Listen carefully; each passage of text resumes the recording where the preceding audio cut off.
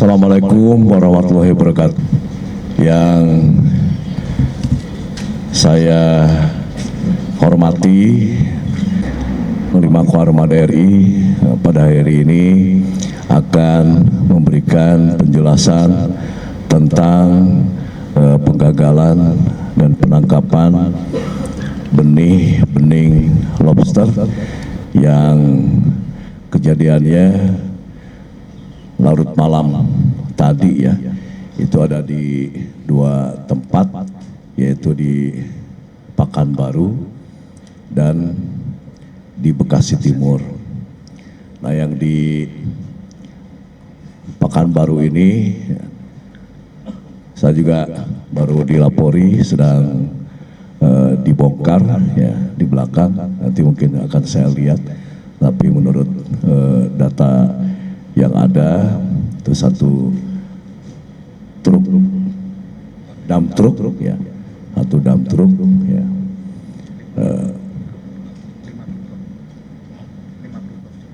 50 box ya.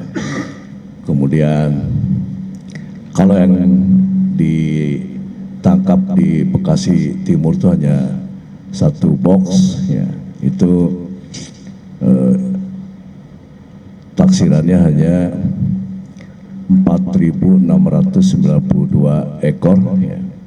Dan kondisi yang di belakang itu sedang dibuatkan penyegaran karena butuh udara juga supaya nanti bisa tetap hidup ya.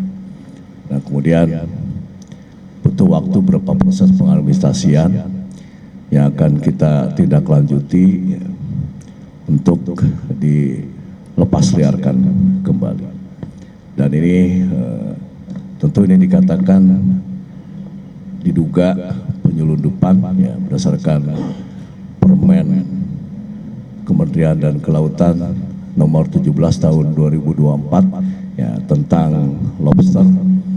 Dan pada prinsipnya satu arahan, satu komando dari Kepala Staf Angkatan Laut ke bawah ya, bahwa saya, samping saya ini ada Panglima Koarmada 1 Laksda TNI Suryono, dan sebelah kanan saya itu Asintel Koarmada RI.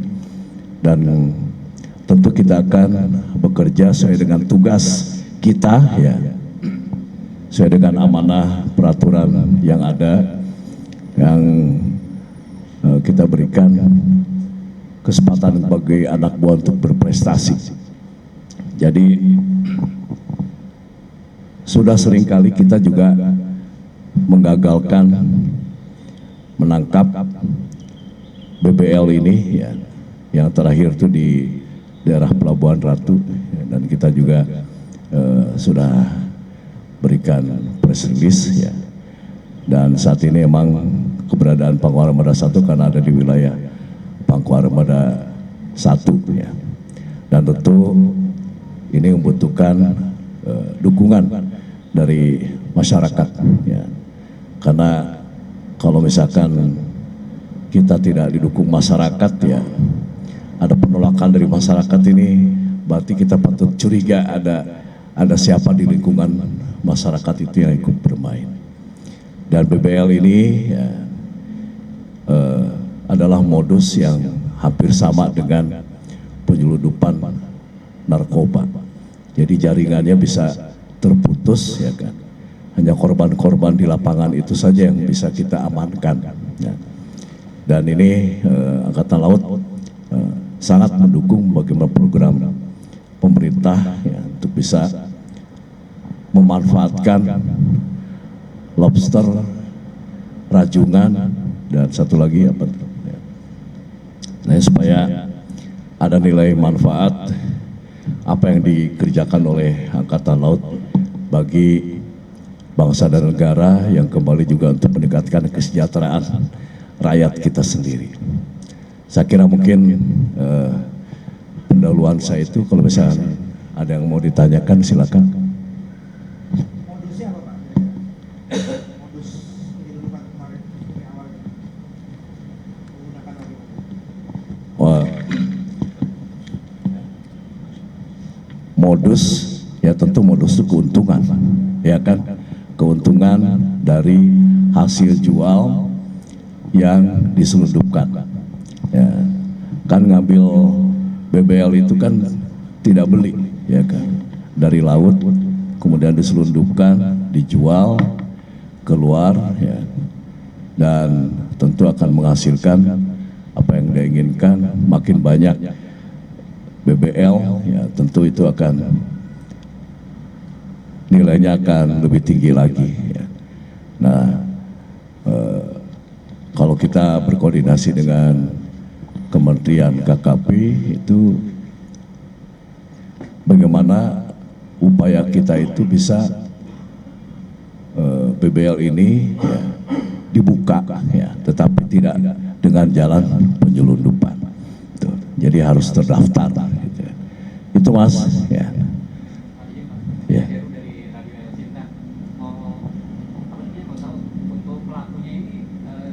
Nah, yang pertama di Pekanbaru itu, ya, begitu ditangkap di jalan, terus pada saat pemeriksaan karena pas larut malam tangkapnya, itu dua yang diduga memang yang mau bawa truk itu kabur, gitu loh. Akhirnya barang ini menjadi barang temuan. Ya. Kalau yang di Bekasi Timur itu dia ngangkut tapi nggak tahu barangnya siapa, ya. Nah, makanya ini kan mirip-mirip modus seperti narkoba juga, ya. Ya insya Allah kalau misalkan kita bertugas untuk mendukung pemerintah, ya, tidak akan terputus, ya. Anak buah saya tetap semangat, ya. Saya yang ini dulu, ya. Kalau yang dari Bekasi itu di daerah selatan antara Pelabuhan Ratu sampai dengan Pangandaran, ya. Nah, kalau yang ditangkap di Pekanbaru itu di daerah Banyuwangi, ya, diduga di daerah Banyuwangi.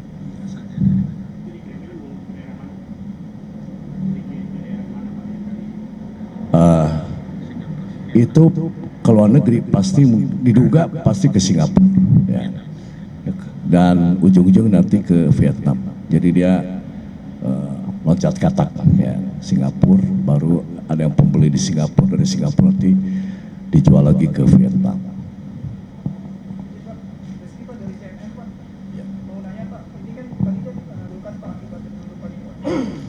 Iya, ini sudah ada perkiraan data, ya. Jadi satu dump truck itu memuat 50 box. Nah, itu taksiran itu 280.000 ekor, ya. Nah, yang di Bekasi tadi kan 4.692 ekor. Jadi kalau misalkan di total dua posisi tadi itu lebih dari 37 miliar, ya, yang dengan angka satu ekor BBL dijual di luar itu seharga 200.000, ya, 200.000 per ekor. Ada lagi? Ya.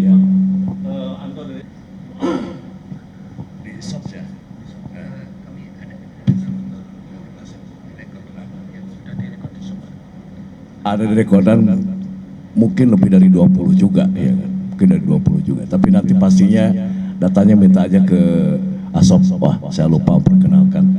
Nah, ada Asop, ya, Asop saya Laksma Heri. Ya. Terima kasih, ya, nanti didukung data, ya. Ada lagi? Ya, ada beberapa skenario latihan di dua trouble spot, dan latihan ini merupakan latihan posko, ya, tidak dengan manuver lapangan.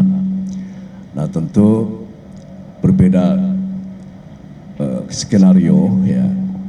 Kalau di utara itu kita menegakkan kedaulatan, ya, juga hukum, ya, menguji doktrin, ya. yang sebetulnya lebih kepada bagaimana menguji doktrin aturan menyesuaikan kepada peperangan modern saat ini. Jadi bagaimana kita mengembangkan pertahanan pantai, ya, kemudian peperangan operasi gabungan laut dan udara itu. Nah, fokusnya semua sama ya, semua sama. Nah, itu yang di utara, kemudian yang di timur itu memang kita mewaspadai karena kan yang lalu pernah ditangkap ya kan adanya penyelundupan senjata ya, dari Filipina ya ke Papua. Nah, sebetulnya Angkatan Laut ya kami sendiri yang membuat skenario bagaimana kapal-kapal perang kita ya atau jajaran di armada masing-masing mewaspadai semua kemungkinan ya, yang mengarah kepada penguatan OPM di Papua.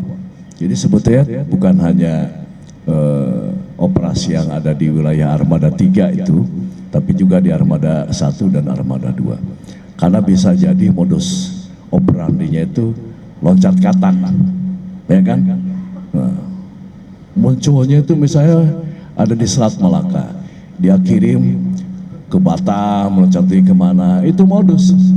Karena kalau misalkan langsung, ya bisa ketahuan. Nah, kalau misalkan loncat katak, itu bisa dipecah dalam jumlah senjatanya atau amunisinya. Nah, ini juga kita juga harus terus bekerja sama dengan wilayah, ya, dengan TNI di wilayah. Saya kira mungkin itu yang bisa saya jawab. Ya. Terima kasih ya. Ya,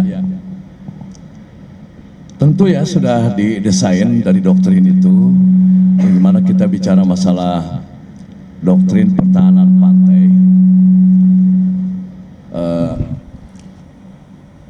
dihadapkan kepada tingkat ancaman rudal, drone. Nah, kita juga menempatkan posisi yang strategis ya di pulau-pulau yang memang bisa menjadi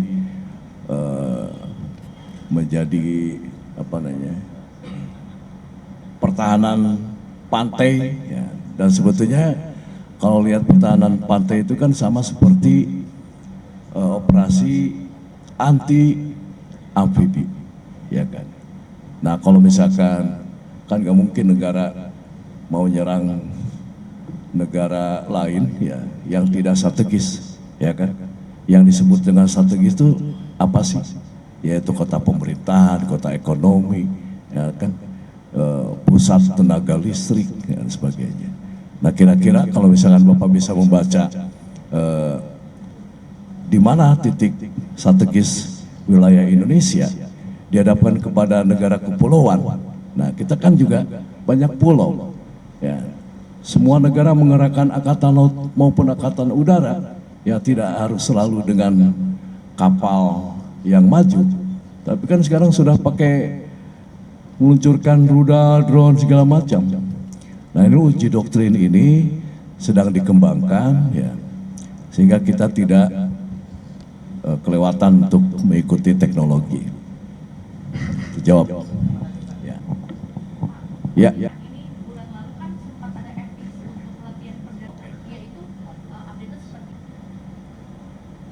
Latihan bersama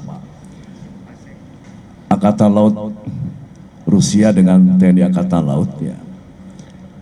Itu merupakan pengembangan kebijakan dari diplomasi Angkatan Laut ya, yang diawali pada era Bapak Kasal sekarang ya, Laksamana TNI Muhammad Ali ya, dengan negara manapun dengan konsep politik luar negeri kita adalah bebas aktif ya. Jadi dengan siapapun yang bisa kita kerjasamakan dalam latihan itu kita tidak ada masalah. Nah, kemudian kalau menyangkut materi ya, ini penyesuaian. Karena kan selama ini kita banyak diajak latihan tuh sama Amerika, Australia, Singapura, Malaysia, negara-negara dekat dah, Thailand. Ya.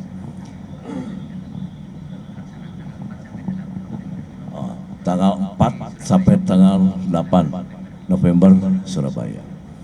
Nah, pada intinya materi latihan itu tidak langsung fokus kepada war fighting, ya kan? Tapi penjajakan misalnya ada maneuvering.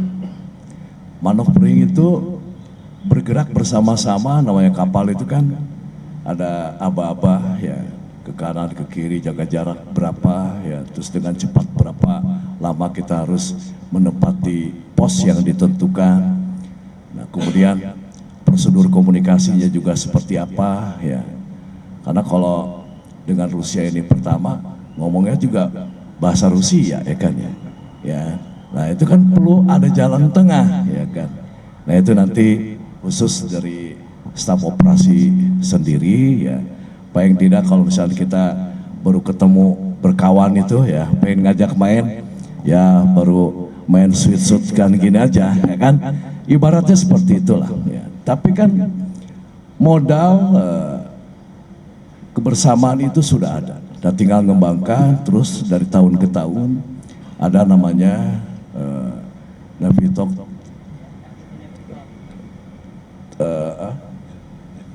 Navy to Navitok ya, tiap tahun akan direvisi dan terus dikembangkan. Ya, mudah-mudahan Indonesia atau Angkatan Laut Indonesia semakin hari ya, bisa lebih luas ya, berdiplomasi dengan negara-negara yang lain ya, sehingga sebetulnya itu penguatan terhadap diplomasi negara yang dibawa oleh Kemenlu sendiri.